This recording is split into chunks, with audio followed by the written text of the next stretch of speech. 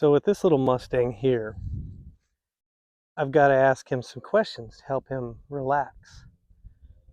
I've got this interactive system where I can ask him questions, get feedback, make changes in myself, ask him questions, get feedback.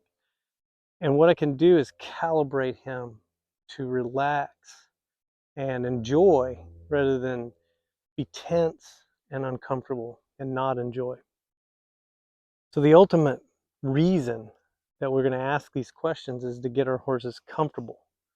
And then we want to maintain that through the entire event, whatever it is we're doing. So the equipment we use is going to keep them comfortable. The way we use our equipment is going to keep them comfortable. That creates a willing compliance in the horse. So this little Mustang, he gets tense. He's acutely aware of his surroundings, causes him to get a little tense. So I've got to take that tension away. And here's what I do in order to do that. I put a pad and saddle on him, got my bridle on the horn. Saddling up, he stands real good and quiet, but he's tense and his muscles are real tight. He's just a little uncomfortable. So after I get him rigged up, I come over here and I'll just ask him a series of 5 questions. So first question, I'm going to ask him to back up. I'll start soft, increase the intensity of the question, get one hoof back, and then relax. Wait a second or two, and then I'll ask him to do another. And relax when it drops and hits the ground. And then I can see that he's watching Austin saddle his horse, and that's okay. Let him look. This time I'll ask 2 steps. I watch the hooves. I'll ask this first left hoof to go backwards, and then I'll keep the question going to get the right one, and then relax when it hits the ground. And he's kind of paying attention to Austin. He's paying attention to me. This is all good. So now I'm going to ask him to go to my right. And we just want to let him walk. Nice, calm, quiet walk. You know, a lot of people have different opinions on things like this, but I want to go to a calm, quiet state of mind and then get my hooves to follow. Some people go the other direction. You know, they get the hooves going really, really fast until they're not, and then get the mind to get quiet. But not me. That's not what we do. We're going to just ask this horse calm, quiet questions, observe him, make changes, ask again. So I get to use this also to look at my equipment. You know, and if there's any changes that need to be made, I can address that. So we just got a tension in the mouth release, which is good. I just wanted to get you back in the frame here, buddy. Go ahead and go this way. Go ahead and go this way. Good. Good. And he's like drifting away from Austin and Duke. That's just okay. I'll just try to keep him in the frame here. It's like I'm more comfortable over here behind the camera. So I'm just going to change directions. Get him going in this direction and look at this side of the horse. And he gets to look at me out of his left eye. And he gets to look at his surroundings out of his right eye. And the whole purpose of this is to get the horse comfortable. Get him calm. Get him quiet. Get him thinking. If he's not calm, he's not quiet, thinking, it's going to be real tough for him to relax and learn anything. See how when Austin came around behind that horse, he shied? He's like, oh, no, I got to stop.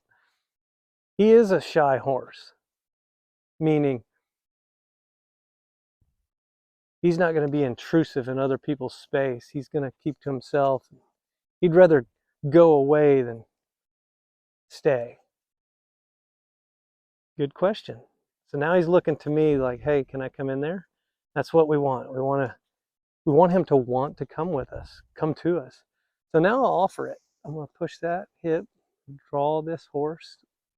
Good job. So you got tension in the mouth release. I'm going to rub him to a stop. And I like to let him see out of both eyes. His hair really covers his eyes. But I like him to see. I want him to see what I'm doing, see what's going on. I'm just going to rub him and relax him. I'm going to take a deep breath and see if I can auto-suggest him to take a deep breath.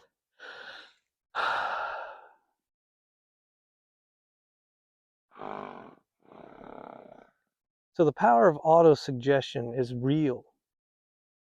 I don't know if you could hear him, but I took a deep breath, pause, let that energy or information transfer to him through power of suggestion or auto-suggestion.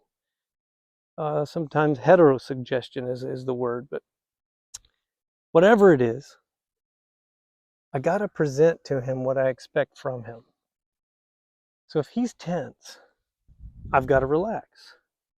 If he's short, shallow breathing, I'll take a deep breath. If his heart rate's up and it's going and he doesn't know what to do, I've got to bring that down. So if I can control my inside thought, emotion, attitude, action, present to him, and then you get to see a nanosecond feedback. Make changes, present again to get the most desirable results. That synchronization is going to pay in dividends. Because when I get up onto his back, I got to do the same thing.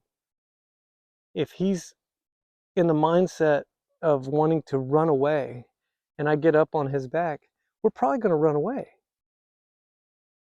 But if I can change his mindset, free up restrictions in that mind, reduce or take away tensions in the body, he's less likely to want to run away.